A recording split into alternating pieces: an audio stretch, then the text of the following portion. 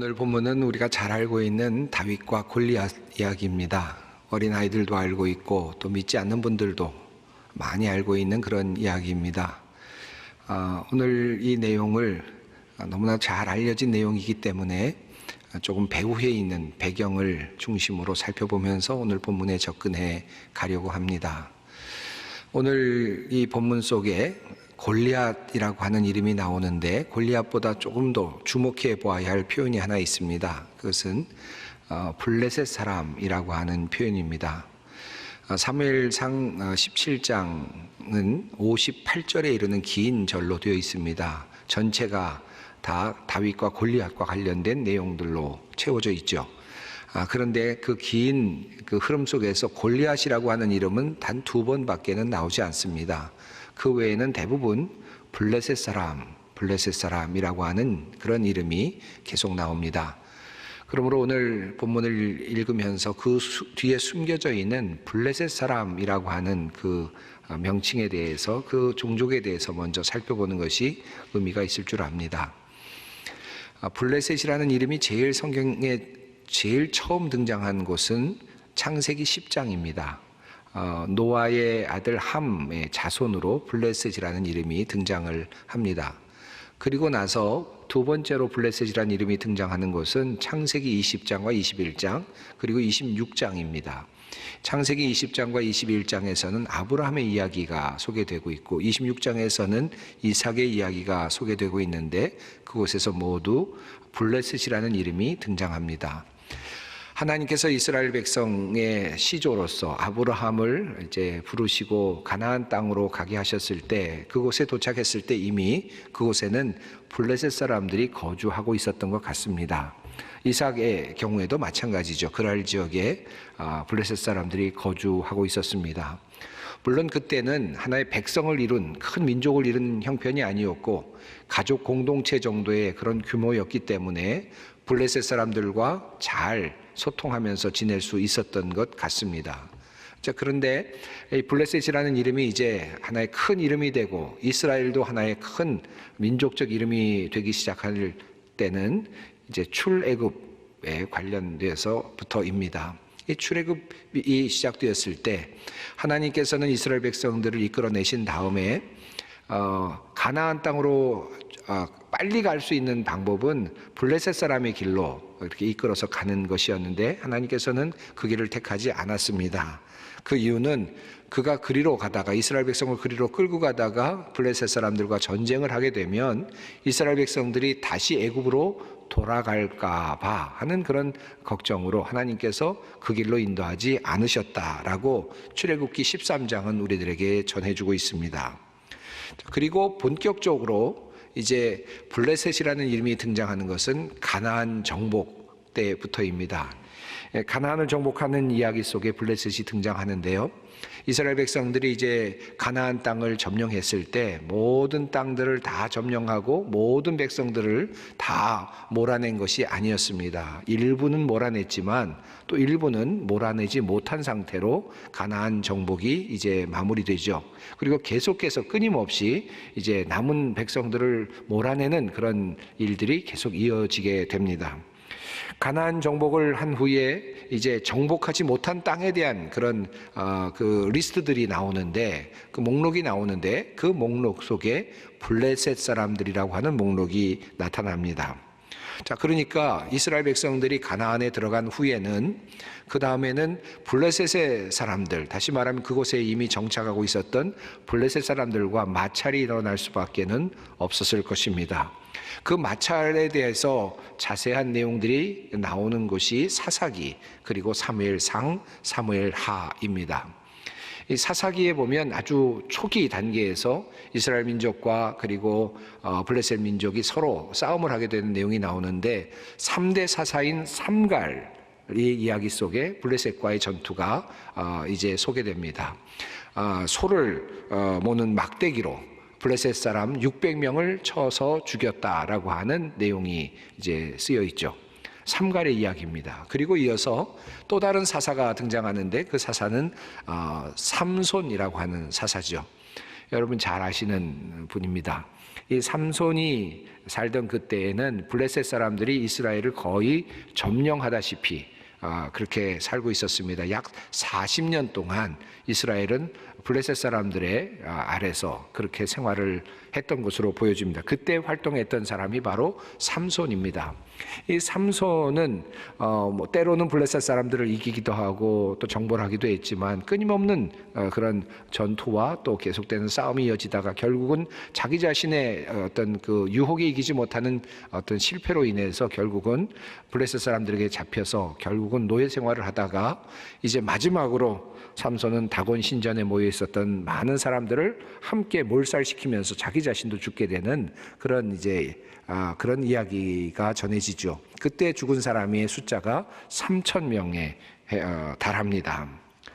자, 이렇게 초기적인 그런 블레셋과 이스라엘의 그런 싸움이 계속되다가 그 다음에 본격적으로 이제 이스라엘과 블레셋 사람들 사이의 충돌은 이제 이스라엘이 이제 하나의 왕국을 이루어가기 시작하는 시점에서부터 보다 더 본격적인 충돌이 일어나게 되었습니다.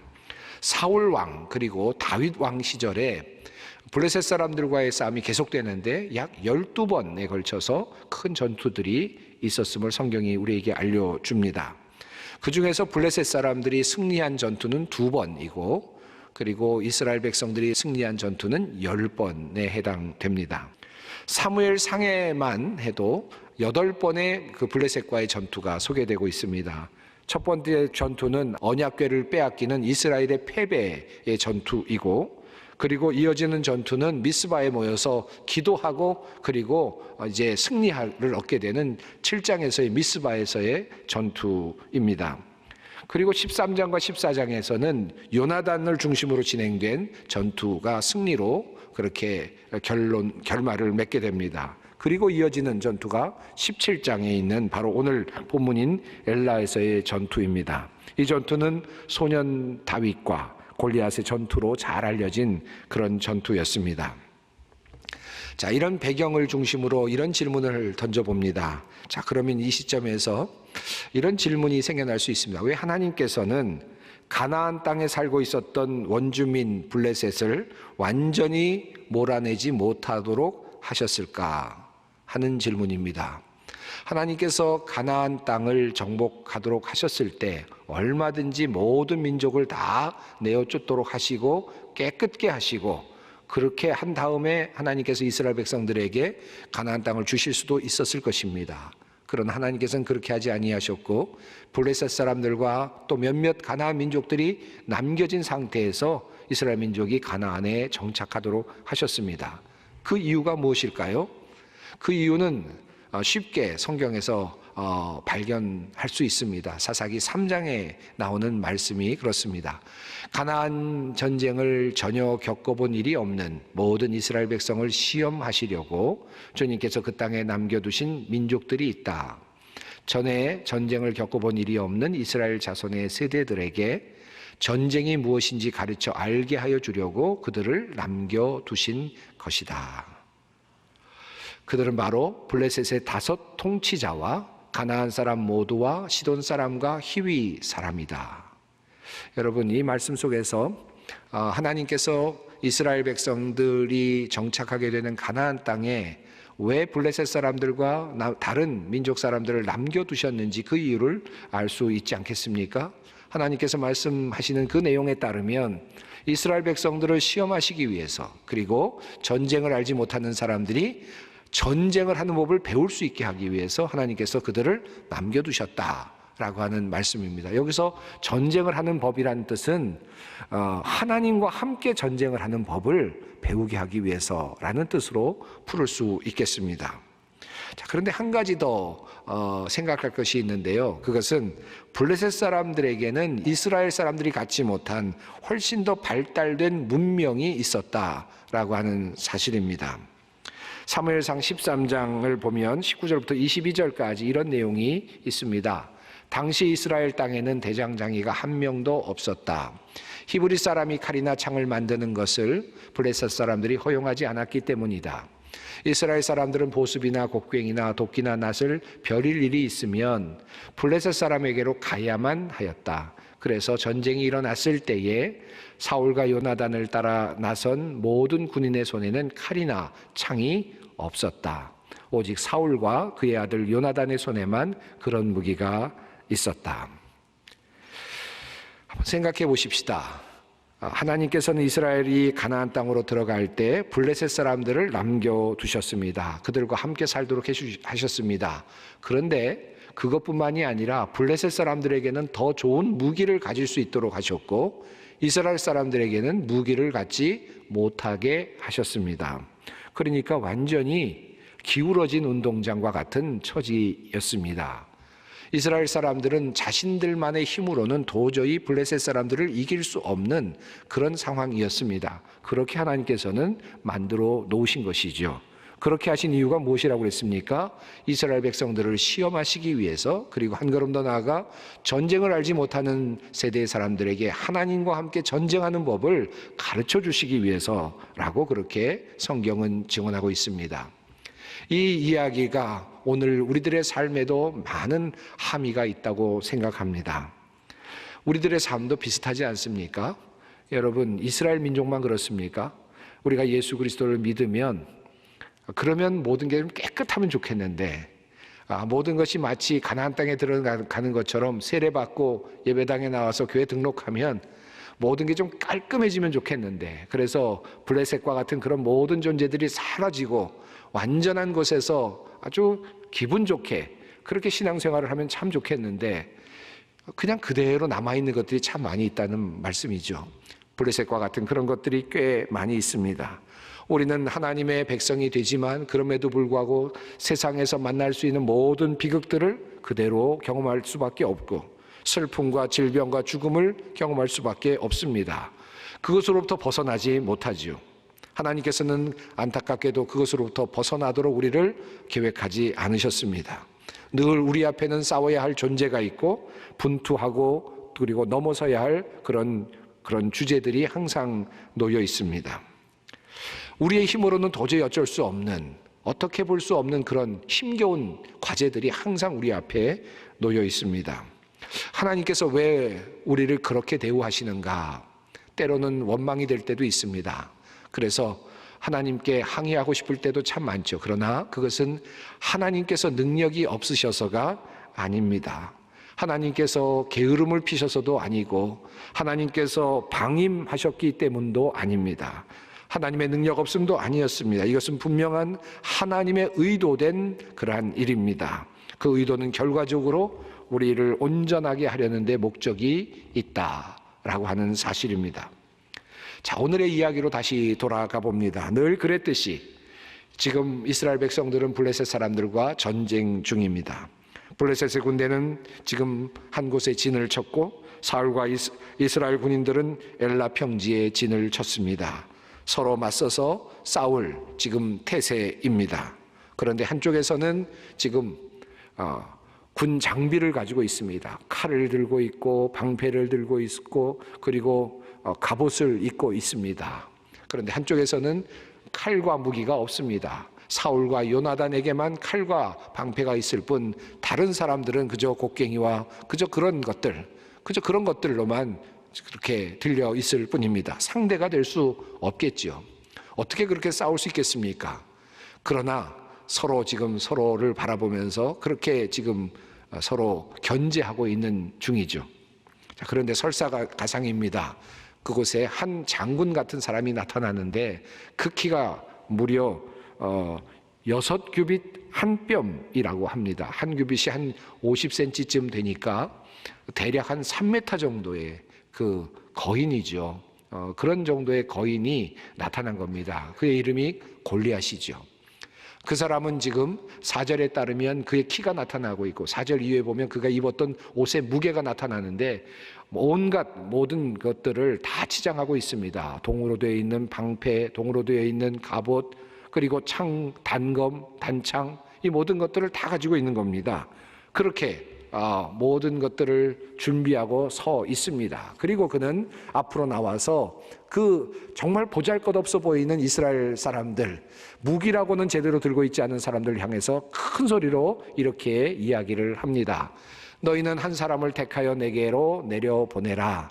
그가 나와 싸워서 나를 죽이면 우리가 너희의 종이 되겠고 만일 내가 이겨 그를 죽이면 너희가 우리의 종이 되어 우리를 섬길 것이니라.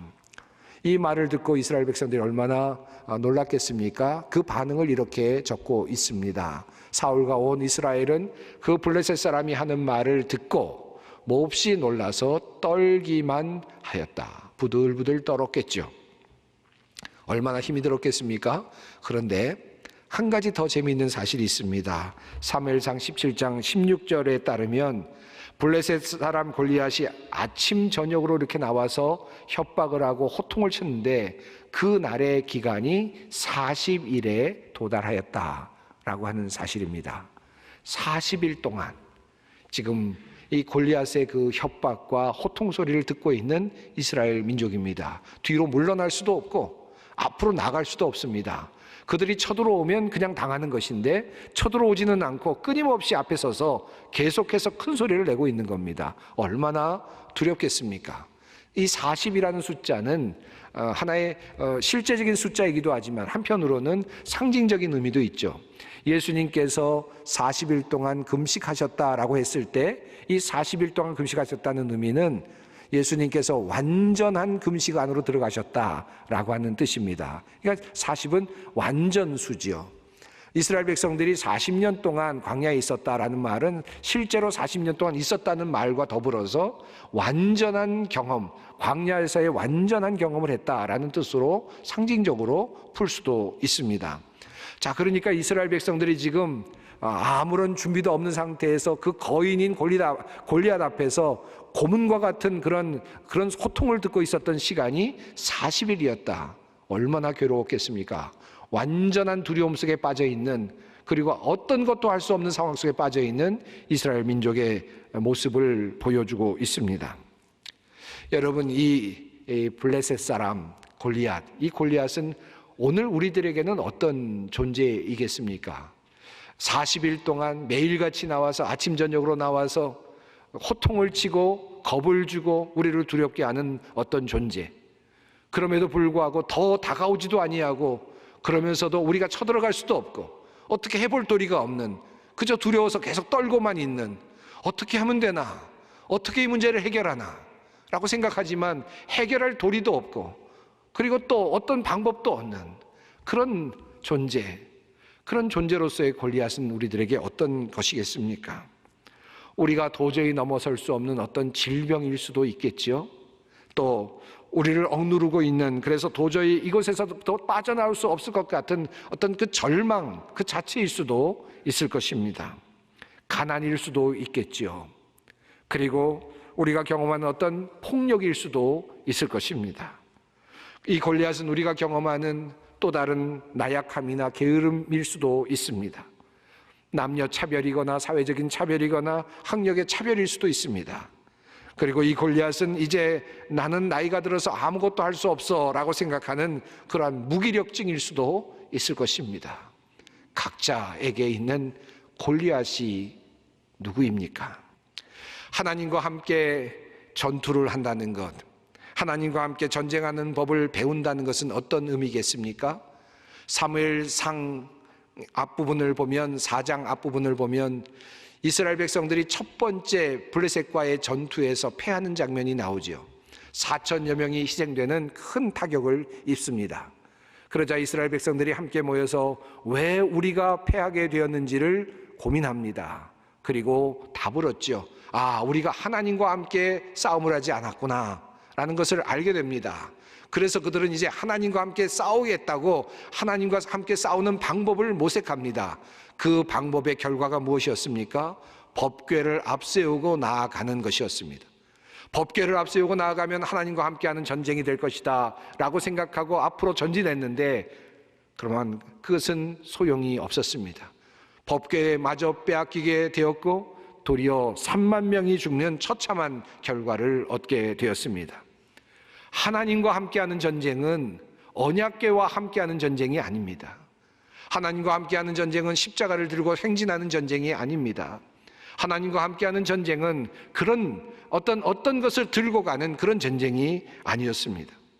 하지만 다윗은 지금 물맷돌 5개를 들고 나아가는데, 블레셋 사람에게로 나아가는데, 그 전쟁 속에서 다윗은 이미 하나님과 함께하는 전쟁의 비밀을 깨우치고 있는 듯 보입니다. 다급해진 쪽은 누구이겠습니까? 이스라엘 백성이었겠습니까? 블레셋 사람이었겠습니까? 제일 다급해진 쪽은 하나님이셨을 것입니다. 그냥 하나님의 명예를 높이겠다고 돌 5개 들고 나가는 어린 다윗을 보면서 하나님은 도저히 그를 돕지 않고는 못 견디셨을 것입니다. 조금 늦거나 미루면 다윗은 그 블레셋 사람 골리앗의 칼에 그만 죽임을 당하게 될 것입니다. 다윗은 적어도 나가면서 4번의 실패를 생각했을지 모릅니다. 그러니까 돌 5개를 집었겠죠. 하나님이 첫 번째 성공하도록 주시지 않더라도 그러나 나머지 4개가 있다라는 마음으로 출발했습니다. 그래서 5개입니다. 만약에 돌 1개만 집어들었다면 다윗의 믿음은 더 컸을지 모르지만 다윗 역시 인간이었습니다. 자신의 실수를 만회할 4번의 기회를 갖기 원했습니다. 그리고 그 안에 하나님께서 나를 도와주실 것이다 라고 하는 믿음을 갖습니다. 그러나 하나님 어떻게 하셨습니까? 그가 미리 준비한 나머지 4개의 돌을 사용하지 않아도 될 만큼 단번에 돌이 골리앗의 머리에 정통으로 맞도록 하십니다. 성경 원어를 보면 그 돌이 머리에 박혔다라는 표현을 사용하고 있습니다. 하나님은 골리앗의 머리에 그 돌이 박히도록 하셨습니다. 사랑하는 성도 여러분, 우리 앞에는 언제든지 이렇게 얼마든지 우리를 무기력하게 만드는 골리앗과 같은 존재들이 나타날 때가 있습니다. 40일 동안 끊임없이 전진할 수도 없고 후퇴할 수도 없는 상황 속에서 지리한 싸움을 싸우면서 힘이 빠지고 그리고 동기도 빠지고 모든 것들이 그만 다 사라지는 상태에서 그렇게 힘들게 살아갈 때가 참 많이 있습니다. 모든 것을 포기하고 싶을 때가 있죠. 하지만 그 힘과 최면에 걸려들지 않는 한 사람, 다윗과 같은 사람이 필요합니다. 믿음의 사람으로서 더욱 그렇습니다. 사순절이 시작되었습니다. 그야말로 40일입니다. 어떤 40일을 여러분은 기대하십니까? 블레셋 사람들 앞에서 주눅이 들어서 세상의 권력 앞에서 꼼짝달싹 못하고 안절부절하며 최면에 걸려 살아가는 40일입니까? 아니면 주님과 함께 걸으며 주님과 함께 전쟁하는 법을 배워가는 역동적인 40일입니까? 하나님의 명예를 위해서, 주님을 위해서 과거에 함께 하셨던 하나님을 다시 생각하면서 그 골리앗을 쓰러뜨리기 위해서 돌 5개를 주워드는 다윗과 같은 사람을 주님은 오늘도 기다리고 계십니다.